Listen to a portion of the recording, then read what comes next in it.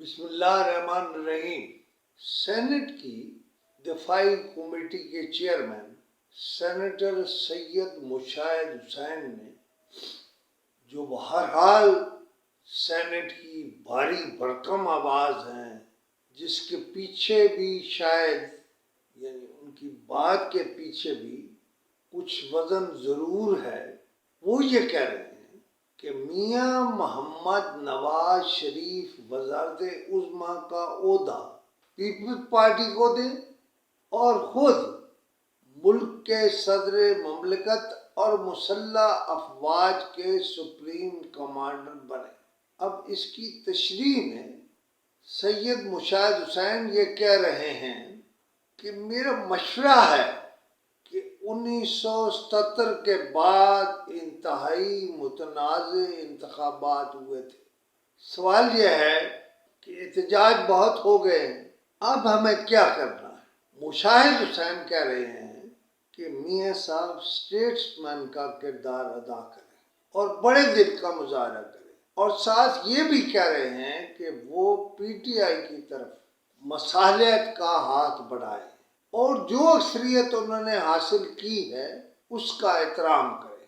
سید مشاہد حسین میاں صاحب کی پارٹی کے بہت سینئر لیڈر ہیں اور ملک کے وہ طبقے جن سے کسی کا رابطہ ہونا چاہیے، سید مشاہد حسین کا وہ رابطہ بھی موجود ہے، اور یہ خیال بھی کریں کہ وہ اس وقت سینٹ کی دفاعی کمیٹی کے چیئرمین ہیں اور وہ مشورہ دے رہے ہیں کہ میاں صاحب وزارت عظمیٰ نہ لیں، میاں صاحب 2 عہدے لیں، ایک عہدہ جس میں 2 پارٹس ہیں، یعنی صدر مملکت کا عہدہ لیں اور فوج کے سپریم کمانڈر بنیں۔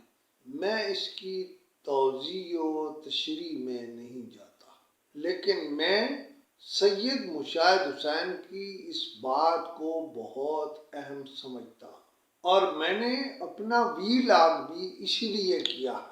اس کے پیچھے، اس مشورے کے پیچھے ایک گہرائی ہے، ایک دانش مندی ہے، ایک کلیکٹیو دانش مندی ہے۔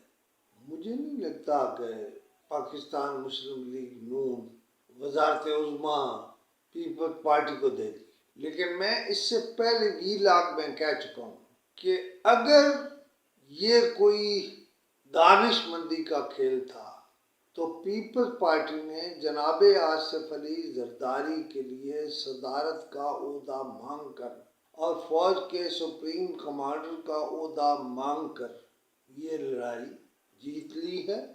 فی الحال اتنا۔ اگر آپ مجھے جواب دینا چاہیں یا فیڈ بیک دینا چاہیں تو مجھے 0307500879 پر ری ایکشن ضرور دیں۔ خدا حافظ۔